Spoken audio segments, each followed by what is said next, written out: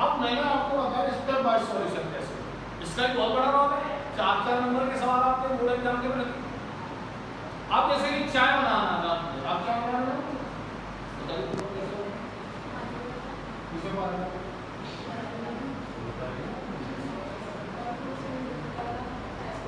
यानी कि पानी की बात सीधा इन्होंने दूध डाल दिया।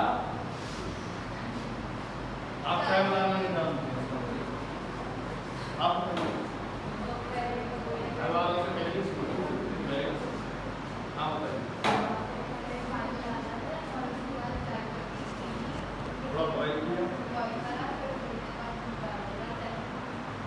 फिर क्या बनती है?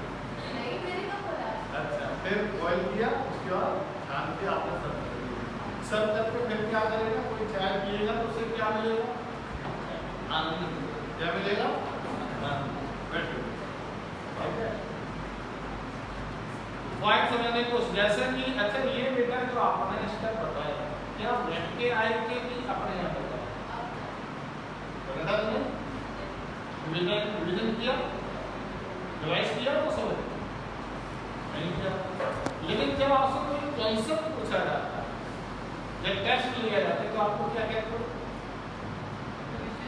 रिवीजन करना। इसका मतलब आपका कॉन्सेप्ट क्लियर नहीं।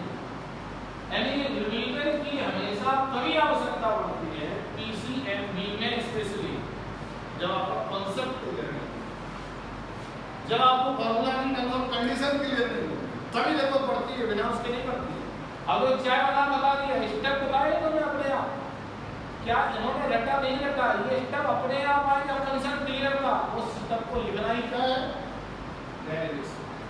तो जब आप कॉन्सेप्ट को जो प्रोसेस मैंने बताई है उसके थ्रू जब आप अपने आप से कनेक्ट करेंगे डेली लाइफ से, तो उस कॉन्सेप्ट के बारीकी पॉइंट्स अपने आप क्लियर हो जाएंगे। उसको लिखना बहुत जरूरी है, यही तो नोट्स है, उसे लिख लो।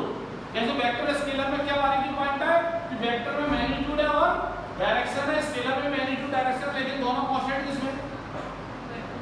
स्केलर में मैग्नीट्यूड कैसा है बस डायरेक्शन कैसी है, ये बारीकी पॉइंट्स है। तो जब आप इसे फॉलो करोगे तो स्टेप पॉइंट को स्टेप लिख लो और 4 में से कितने नंबर मिलेगा? 4 रिवीजन करके आप पा सकते हैं। तो इस तरह अब पॉइंट आता है कि किस तरीके से न्यूमेरिकल सवाल अटेम्प्ट करें। तो हमने दो कैटेगरी बता दी, कॉन्सेप्चुअल, डेरिवेशन और न्यूमेरिकल। हम न्यूमेरिकल में एलिमेंट का नहीं लेते, अभी पहले हमने स्टाइल या कूलॉम लॉ को पढ़ने वाला। कूलॉम लॉ का फार्मूला क्या है? 1/4 K Q1 = R²।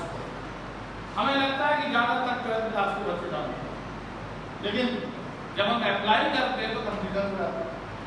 हमने एक रॉड ली जिस पर चार्ज Q है और एक पॉइंट चार्ज हमने ये ले लिया, मैंने बताया फोर्स बताया इनके बीच में, इनके बीच की डिस्टेंस आ है, तो अच्छा सीधा लगा देगा Q1 Q2 इसकी डिस्टेंस मान लो d है, गलत हो। गलत क्यों हुआ? फार्मूला जानना इंपॉर्टेंट नहीं है, फार्मूले की टर्म्स ऑफ कंडीशन को जानना बहुत ज्यादा है। अन्यथा आपको लगाने के बाद क्या मिलेगा? कंफ्यूजन मिलेगी। आपको भी हमने बताया था, लेकिन आपको टर्म्स ऑफ कंडीशन। अब पॉइंट है टर्म्स ऑफ कंडीशन क्या मैं इसमें बता रहा हूं, Q1 और Q2 दोनों पॉइंट चार्ज पार्टिकल होने चाहिए और रिलेटिव रेस्ट पे होने चाहिए।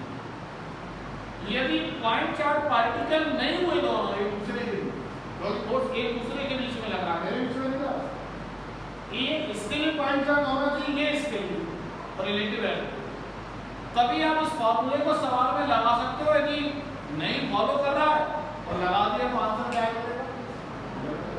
अब ये तो पॉइंट चार्ज था लेकिन ये पॉइंट चार्ज नहीं था, इसलिए हम इस फार्मूले को कूलॉम्बियन लॉ को यहाँ पे अप्लाई कर ही नहीं सकते, तो क्या फोर्स का आंसर आएगा? नहीं।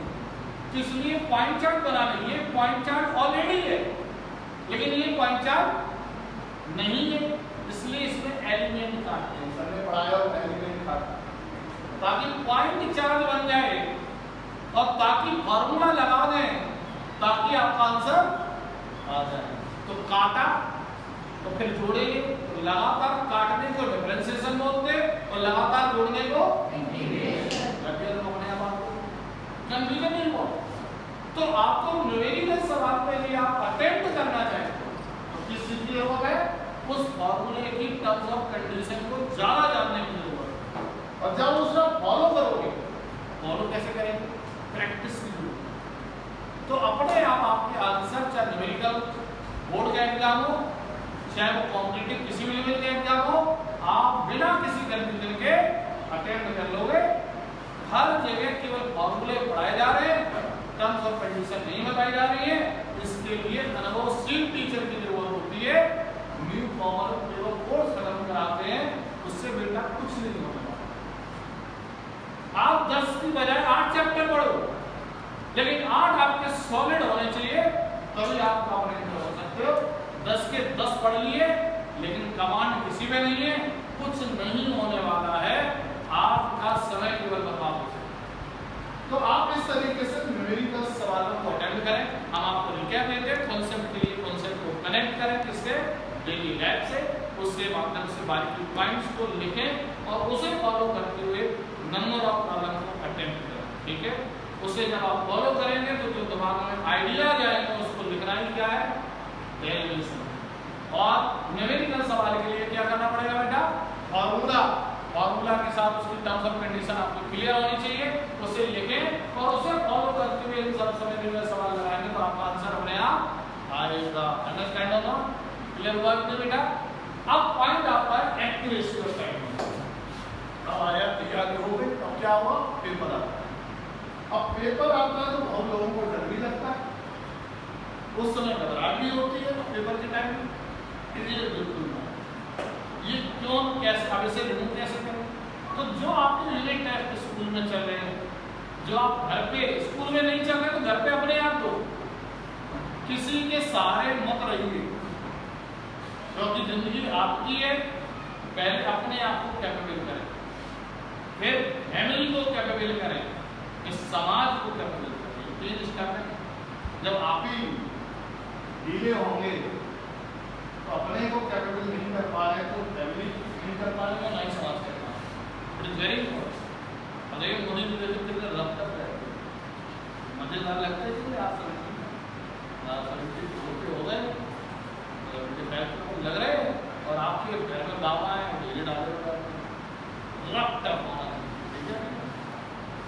प्रैक्टिकल ऐसा है कि नहीं? बताओ गलत कह रहा हूँ? आगे 60+ भी है, जब मैं बूढ़ा हूँ, नरेंद्र मोदी से पूछो आज भी ओल्ड नहीं, आई एम यंग। तो यंग और